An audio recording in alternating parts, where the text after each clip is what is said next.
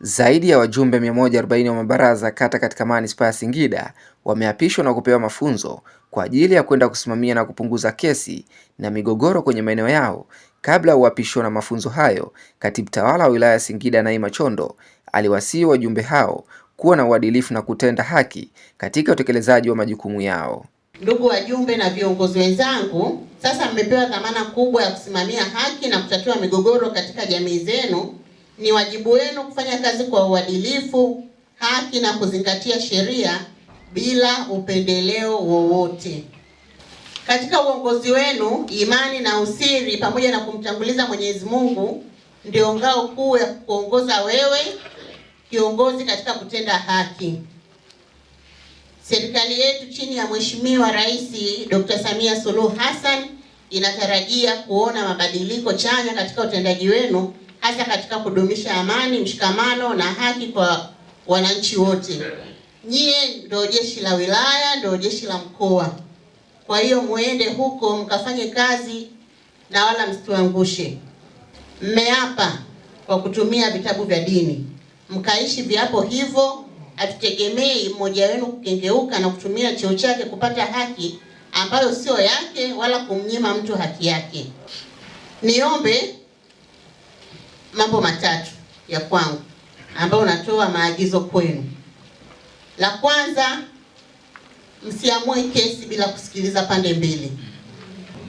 Jambo la pili, toeni uamuzi wa haki unaofuata sheria na kutumia busara. Na jambo la mwisho, tunzeni siri za wananchi. Mambo ya ndoa, mambo ya ardhi yasitoke nje. Maarifa mlioyapata yatawasaidia kutekeleza majukumu yenu kwa ufanisi zaidi. Na kuanzia leo mmeshapewa dhamana ya kuwa viongozi. Hivyo macho, masikio na miguu yenu ni serikali mnayo katika kata zenu, si ndio? Tutumie mafunzo haya tukayafanyie kazi. Tunaelewana wajumbe? Wote hapa ni wazazi, wote hapa ni viongozi.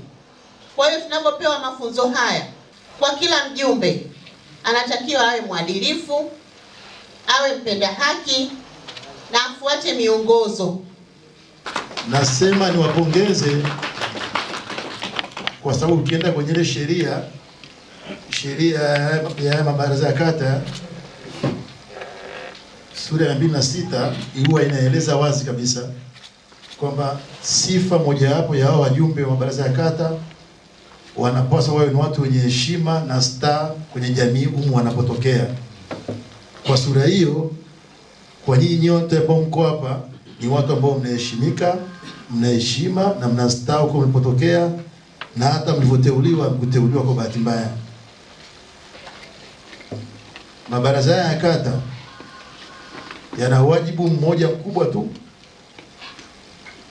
kwamba ni vyombo hivi ambavyo vinakwenda kusuluhisha migogoro ya kiraia na ya ardhi kule kwenye kata wanapotokea. Lakini mabaraza ya kata yana faida kubwa sana kama endapo kila chombo ama kila kata wakiwatumia vile pasavyo, watapunguza hata mlundikano au mlolongo wa kesi zile ambazo zilikuwa zenye mahakamani. Basi ni vyema kila mmoja kwenye kata zenu mkasimame kwenye misingi ya sheria, kwa sababu nyinyi mmeundwa kwa mujibu wa sheria, mkaangalie muwe waadilifu. Naye mwanasheria wa manispaa ya Singida Pendo Isaac ametumia fursa kuwataka wajumbe hao kujiepusha na rushwa wakati wa kutatua migogoro hiyo. Sasa ili tusuluhishe mgogoro, hebu twende kwenye eneo la tukio. Leta 200,000 twende tufike pale. Anaomba hela ya kufungua faili. Leta 200,000 tufungue faili. Hairuhusiwi, na TAKUKURU wako pale watakufanyia wewe kazi. Yaani tukipata hiyo taarifa kwamba unafanya hivyo, TAKUKURU na wewe, sisi na wewe. Na hiyo kazi na hiyo nafasi uliyopo tutafanya nini?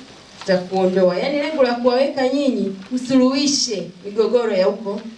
Kwa sababu tunaamini nyinyi mnawafahamu sana hawa watu kuliko mahakama zinavyowafahamu, si ndio? Ni majirani zenu, ni kata ambayo wewe upo. Kwa unatambua ili eneo ni la mzee fulani. Huyu anayekuja kusema hapa aidha amenunua au ni anataka kutapeli. Kwa wewe utasuluhisha. Hilo ndio sababu ya wewe kuwa mwenyekiti, kuwa katibu, kuwa mjumbe wa haya mabaraza ya kata. Kwa hiyo mtafanya sio ardhi tu, mpaka migogoro ya ndoa inaanzia huko. Kwa hiyo lengo mtatue migogoro kwa haki. Naombeni mkawe tiba katika hayo mabaraza, ambao msiende kuwa mwiba. Sasa mtu anaona naenda kwenye ile baraza ndio naenda kuangamia, bora tu niache. Yaani wewe usiwe mwarobaini, ukawe nini? Paracetamol. Kwa hiyo ni watu wa muhimu sana, watu wa thamani sana, tunaowategemea sana katika kufanya nini? Kutatua hii migogoro katika kata zetu. Baraza la kata limeanzishwa kwa mujibu wa kifungu cha 3 cha sheria ya mabaraza ya kata sura 206. Sheria hiyo inampa waziri mwenye mamlaka kuanzisha mabaraza ya kata, na kila baraza la kata linakuwa na wajumbe wasiopungua au wasiozidi niseme 8. Ndio idadi sahihi ya wajumbe. Mtu yeyote hata kuwa na sifa ya kustahili kuchaguliwa kuwa mjumbe wa baraza la kata ikiwa mtu huyo atakuwa na haya yafuatayo. Namba 1, si raia wa Jamhuri ya Muungano wa Tanzania. Namba 2, ana umri chini ya miaka 18, haruhusiwi. Na ni mjumbe wa halmashauri ya kijiji na au kamati ya maendeleo ya kata. Hana sifa huyo za kuwa mjumbe wa baraza la kata. Na ni mtumishi wa umma. Kama ni mtumishi wa umma hustahili kuwa mjumbe kwenye haya mabaraza. Na ni mwanasheria au mtu yoyote aliyeajiriwa katika mahakama zetu za Jamhuri ya Muungano wa Tanzania. Ni mbunge, ana matatizo ya akili na amewahi kutiwa hatiani kwa makosa ya jinai yanayohusiana na ukosefu wa maadili. Kwa hiyo mimi niwapongeze, mmeshachunguzwa huko mkaonekana na maadili. Kwa hiyo tuhakikishe na sisi tunaenda kuwa vizuri sasa, ili tumthibitishie aliyetuteua kwamba tuna maadili. Katika baraza hili nimeona litakuwa na manufaa sana, kwa sababu watu walikuwa hawajui malalamiko yao, labda wapeleke wapi, wanaenda polisi. Kwa leo tumeapishwa, majukumu yangu nitayafanya vizuri kwa weledi, jinsi tulivyofundishwa, tulivyopata semina. Kwa kweli semina ilikuwa ni nzuri. Tunashukuru Mungu, tumepata mwanga wa kushauri, wa kuelekeza. Viongozi watatoa maamuzi, wajumbe watatoa maamuzi kwa ushirikiano. Mimi naitwa Shahadateni Bashubira, ni mwenyekiti wa baraza la usuluhishi kutoka kata ya Muhanga. Kwa kazi ambayo tumepata wapisho ya leo, tunaenda kufanya kazi ambayo imejikita katika kutatua migogoro ya jamii na hasa kujikita katika kutoa haki. Kwenye baraza la ardhi, baraza la usuluhishi hatuhusishi katika swala la kutoa hukumu, isipokuwa sisi tunaenda kujikita katika kutoa suluhu, kuwapatanisha na kuweka amani katika kata zetu kwa ngazi za kata. Leo hii nimeapa kwenda kuanza majukumu rasmi. Naiambia jamii kwamba sasa hivi wasikimbilie polisi wala wasikimbilie mahakamani. Kwanza wajue kwamba kuna chombo ambacho kinaweza kikatoa usuluhishi kabla hujafika hata mahakamani.